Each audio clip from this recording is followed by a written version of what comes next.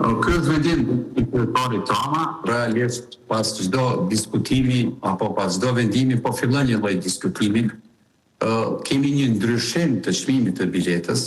Nuk e di apo dëgjoni, tonë është një eho. Në studio po dëgjohesh mirë, mund të vazhdoni. Okej. Atëherë kemi ndryshimin e çmimit i cili tek pjesa e digitalizimit të cilën po tentojmë favorizu, të cilën po tentojmë shtyp përpara, është ndryshimi vetëm 10 cent.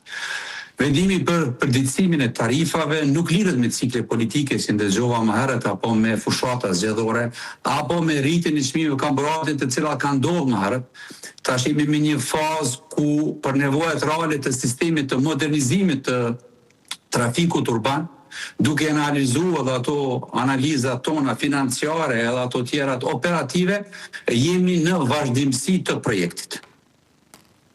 Dhe a është konsideruar që u angarkon pak qytetarëve xhepin një situatë të tillë të baqënose?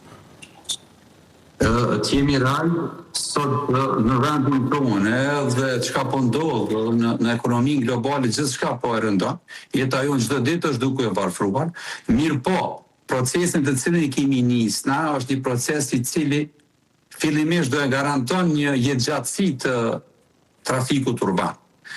Jemi pranë projektit i cili përfshin disa faza. Njëri prej tyre ka qenë edhe faza e digitalizimit, e cila nuk kupton digitalizimin dhe përdorimin e uletës digjitale, e cila përveç asaj se ka një rritje të kosteve për 10 cent, neve si Drejtoria e Mobilitetit, si kryeqytet apo trafikut urban, do të na jep data të cilat dita ditës do të bëjnë shërbimin për qytetar më të mirë, do të jetë shërbim efikas edhe nuk do të ketë pritje. Dhe këtë në fund, a mund të jetë kjo, le të themi, e pandryshueshme të paktën për një periudhë kohore, mënyrë që mos të rëndohet edhe më shumë? Kemi real vendimi për përditësimin e tarifave përmenda më herët, nuk ka pas ndryshime të çmimit që një kohë të gjatë. Qëllimi i kryeqytetit në këtë rast edhe i operatorëve, qoftë ai i trafikut urban apo i transportuesve privat që punojnë me kryeqytetin e japin shërbime më të mira, kanë filluar me modernizu flotën.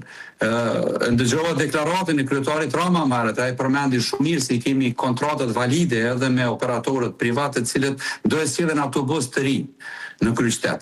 Edhe ajo përbën një kost reale, kost të operimit, dhe pastaj mos të flasim për kostën e përgjithshme e cila është menduar në kryeqytet. Jemi mundu me bë maksimumin, edhe qëllimin kryesor e kemi të ofrojmë trafikun urban pranë qytetarëve, të jetë trafiku urban opcioni i parë qytetarëve, edhe më pak vetura të kemi në rrugë.